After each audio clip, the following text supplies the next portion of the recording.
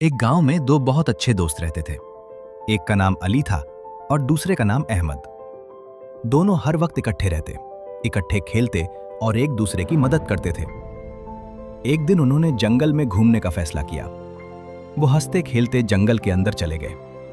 अचानक सामने से एक बड़ा रीछ आ गया। दोनों बहुत डर गए। अली फौरन दरख्त पर चढ़ गया क्योंकि उसे दरख्त पर चढ़ना आता था, लेकिन अहमद को दरख्त पर चढ़ना नहीं आता था। वो बहुत घबरा गया। फिर उसे एक तरकीब सूझी। वो जमीन पर लेट गया और सांस रोककर मुर्दा बन गया।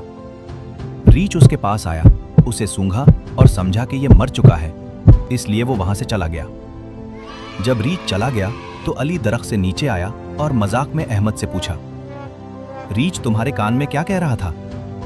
अहमद ने जवाब दिया, रीछ कह रहा था कि ऐसे दोस्तों से बच्चों जो मुश्किल वक्त में तुम्हें अकेला छोड़ दें।